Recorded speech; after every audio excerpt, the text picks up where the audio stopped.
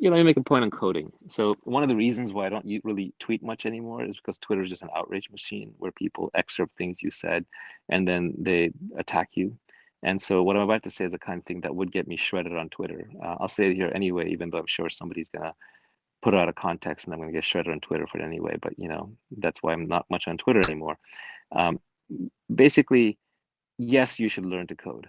Everyone should learn to code a little bit. And not so much that you're going to become a professional coder. I'm not saying everyone should go be a coder, but just enough that you can understand what it is and how it works, and your brain can work logically the same way, and then you aren't intimidated by computers, and you know what they're capable of, what they're not capable of, and what this device that you spend all day long on, how it actually functions underneath, and what some of its limitations and capabilities are.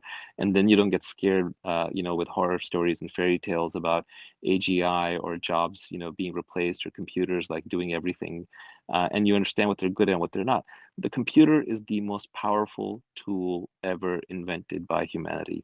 In your pocket, you're carrying the single most powerful thing that all of humanity has ever invented, and it has been made very egalitarian. It's the ultimate Swiss Army knife. It's been stuck in your pocket, and every little bit you can do to figure out how to use that better than you did before is going to give you enormous leverage. So I tell people to learn to code the same reason why I'm sure in the 1600s or 1700s, it was good advice to tell people to learn to read and to write. Yes, not everyone is going to be a great author.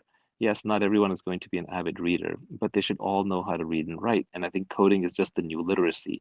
For the same reason you learn mathematics, so you're not innumerate, and for the same reason you learn to read and write, so you're not illiterate, it's important to learn to code so that you are not computer illiterate. Computer literacy is a basic fundamental skill that will be a requirement of society going forward. In fact, most good schools now teach computer programming to all children.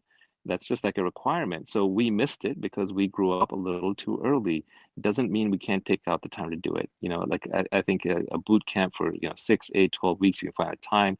If not, just would do whatever you can. But it just gives you such a leg up against the people who are not ready.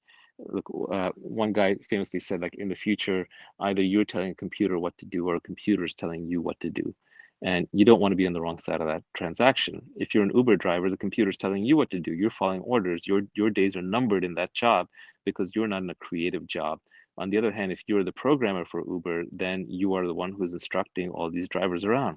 And yeah, you can argue it's not fair, but you can close that gap, and you can close that gap for you and your kids by learning to code. So even though this will get me shredded in Twitter, I think it is still the best advice I can give to someone who is relatively young and up and coming. Even if you don't plan on coding for a living, learn to code. And if you're saying, oh, I'm not going to learn to code because in 10 years coding will be automated, that is exactly why you should learn to code, because no serious coder think that that's true.